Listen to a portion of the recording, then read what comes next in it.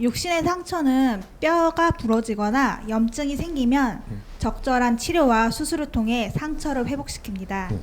반면 마음의 상처에는 시간이 가장 좋은 처방이고 약이라는 말이 있습니다. 연인과 이별했을 때, 누군가 충격적인 말을 해서 상처를 입었을 때 등 마음의 상처를 입으면 이것을 극복하는 데엔 시간만 것이 없다고들 합니다. 요즘 젊은 세대들의 말 중에는 존버, 어려운 시기에도 포기하지 말고 그냥 버티다 보면 어느 순간 해결되어 있을 것이라는 의미로 시간이 약이라는 말과 일맥상통하는 의미로 쓰입니다. 시간이 약이라는 말이 일리가 있는 말인가요? 그 원리가 궁금합니다. 일리는 있습니다. 있는데 이거 바르게 풀어야 되죠. 이 말이 5,000년 내로 왔습니다. 근데 안 풀렸어요. 아직 풀지는 않았어. 누구 보고 풀으라고 5,000년 내로 왔냐? 우리 보고 풀으라고 5,000년 내로 온 거예요. 응? 이 마지막에 푸는 게 답이거든요. 3,000년 만에 푸는 건 답 아니에요. 중간에 푸는 거죠. 그걸 우리는 지식이라고 역사적으로 배워옵니다.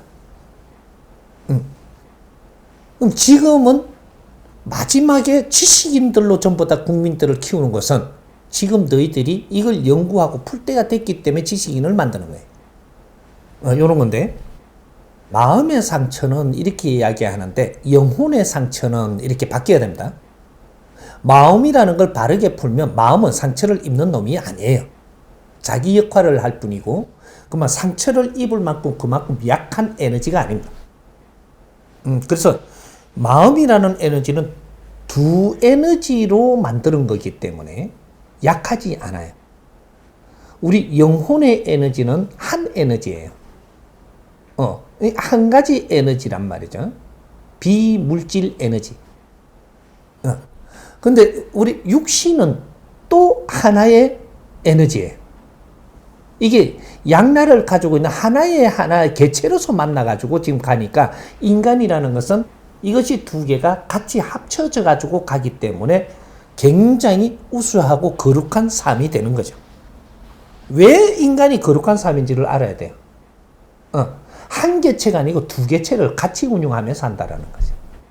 이런 것이고, 거기에다가 마음의 에너지가 탄생하는 것은 우리 영혼과 물질 에너지가 결합되면서 육신, 이게 결합되면서 일어난 에너지이기 때문에 이 두 가지가 생산을 한 거예요.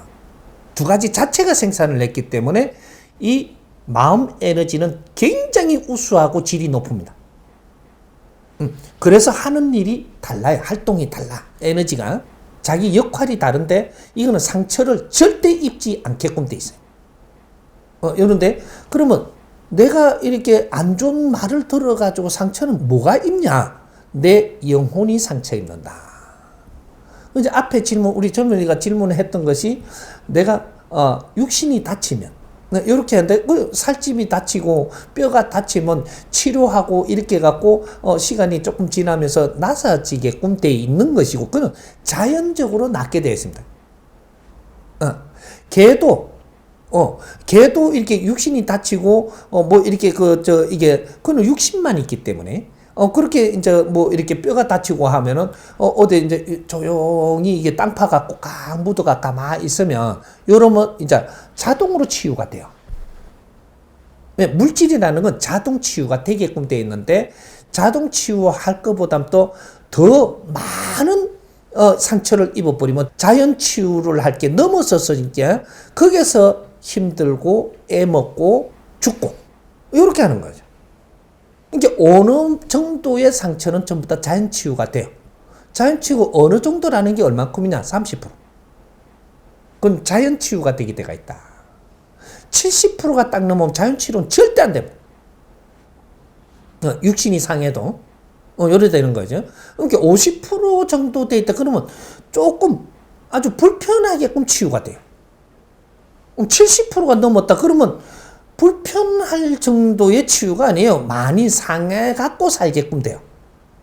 30% 갖고 치유를 하면 그거는 자연 치유가 완전 된다. 이렇게. 원리들을 좀 이제 따야 돼요. 그렇게 해서 그러면 우리 영혼의 상처는 그러면 아까 이야기했듯이 그 질문 안에 그런 것들이 한 두 가지가 들어갔으니까 영혼의 상처는 어떻게 되냐? 영혼의 상처는 지금은 받을 때는 충격을 받는 거예요. 크고 작음에 따라서 충격을 받는데 시간이 약이라는 건 충격이라는 것은 시간이 가면은 조금 완화되죠. 완화된 거를 지금 시간이 약이라고 한 거예요. 충격받은 게 완화된 거다. 그럼 충격받은 게 완화가 됐는데 이것이 없어진 거냐? 아니에요. 충격받았던 게 힘든 게 좀 완화가 돼갖고 어느 선에 가니까 70% 정도 완화가 되니까 이거는 다 끝난 걸로 치유하고 제낀다. 이래 되죠. 그럼 제끼니까 30%로 남아있는 거는 뭐냐? 70% 완화된 건데 30%는 뭐냐? 근본이 남아가지고 쌓인다. 바르게 풀지 않고 놔놓으면 충격은 완화돼서 없어진 것 같지만 이것이 쌓이기 시작을 한다 이 말이죠.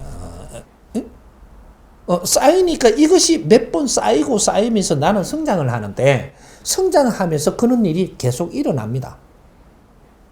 공부에 기초 근본이 없다가 보니까 풀어나가면서 가지를 못하고 있다. 그러니까 충격은 완화시켜서 힘든 거는 없어졌는데 근본은 니한테 온 거를 숙제는 풀지 못했던 것이다. 우리한테 아픔을 주는 것은 공부하라고 아픔 주는 거예요. 그 왜 아픔으로 줬냐?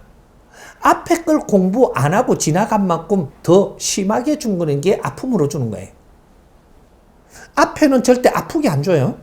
환경을 주지. 그걸 잘못 풀고 그냥 지나가니까 그 다음 조금 더 질이 높게 주고 우리한테 조금 질 높게 주는 게 한계가 딱 넘어가니까 그 다음 아픔으로 준다. 이거는 30% 넘어서 주는 거다 이 말이죠. 근데 아픔 충격을 받았다면 70%간 겁니다. 70%로 올 정도면 네가 무관심하게 방치하고 그리고 공부를 안 하고 풀어가지를 못하고 그렇게 하니까 이제 70%로 줄 때는 그 말로 내한테 이래 주더라도 이것이 화살이 돼가지고 아주 충격적으로 다가올 만큼 힘들게 해버린 거죠. 근데 힘들게 왔다면 이거는 지금 우리가 안 만지면 안 되는 겁니다. 이 공부거리를 줬는데 공부를 안 하고 또 이 충격이 완화되고 없어지기를 시간만 기다린다? 끝났을 것 같으냐? 그래서 우리가 살아가면서 한 30대 살고 그런 걸 자꾸 묻어놓고 한 40대 살면서 보니까 이게 좀 그런 것 같아 이러는 거예요. 그래갖고 무엇을 하냐면 명상 찾아갑니다.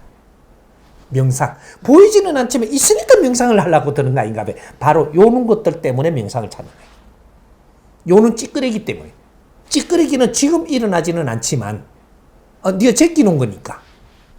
이게 무언가를 깝깝한 게 뭔지 내가 뭔가 발전하지 못하는 게 뭔지 이런 걸 찾으려고 시작을 하는 게 명상을 시작을 한다라고 합니다.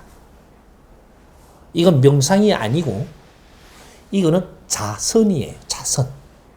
앉아서 내가 공부를 하려고 든다. 이렇게 되는 거예요. 깝깝한 놈이 무슨 명상을 해?